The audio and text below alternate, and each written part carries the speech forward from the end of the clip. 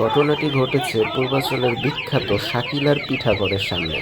শাকিলার মা, শাকিলা এবং তাদের দোকানের যত লোকজন আছে এলাকার লোকাল, মেবি ওরা প্রায় 15-16 জন মিলে একজন কাস্টমারকে এইভাবে মারধর করে।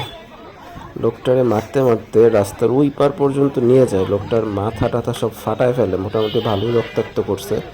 বাংলাদেশের অন্য সব জায়গার মতো ওইখানে একটা সিন্ডিকেট চলে। আপনি যদি এই দোকানে পিঠা না খান তাহলে এই দোকানের সামনে আপনি গাড়ি কিংবা বাইক রাখতে পারবেন না।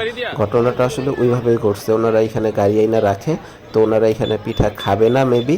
তো শাকিলার মা বলে যে গাড়ি এখান থেকে সরাইতে, তখন লোকটা নাকি একটু বাজে ভাষায় ওনার সাথে কথা বলে। দেন তারপরে সবাই মিলা ওনার উপরে এইভাবে ঝাঁপায় পড়ে। এই দিন কোনো ছুটির দিন ছিল না, আশেপাশে সবগুলো দোকান খালি, কিন্তু শাকিলার এই ভাইরাল শাকিলার দোকানে দেখেন কি পরিমাণ ভিড়।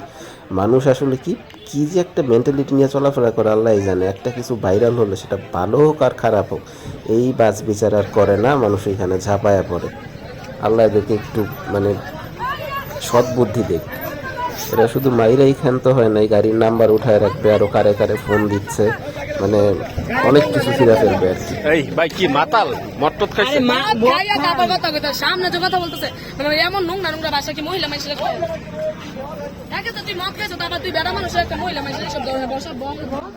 একদম ঘটনার শুরুতে আমি ওই জায়গায় ছিলাম না, পরবর্তীতে আসি। আসলে অ্যাকচুয়ালি কি লোকটা আসলেই এত মাইর খাওয়ার মতো কাজ করছে একজন কাস্টমার হিসাবে, কি এরা আসলে এইভাবে লোকটাকে মারা উচিত হয়েছে কিনা আমি অ্যাকচুয়ালি জানি না। গাড়ি এইটা না নীল যাচ্ছে না পারিছে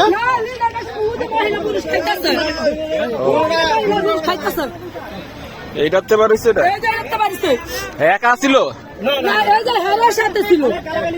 আমি বলছি কি আমরা মামা জানি সবাই আমি ব্যস্তাম আমার চোদ্দ জায়গা পাইছো এটা তো একটা ভাষা হইলো। এটা যদি আমার মায়ের কথা শুই নাকি মনে হয় খাইছে কিছু খাইয়া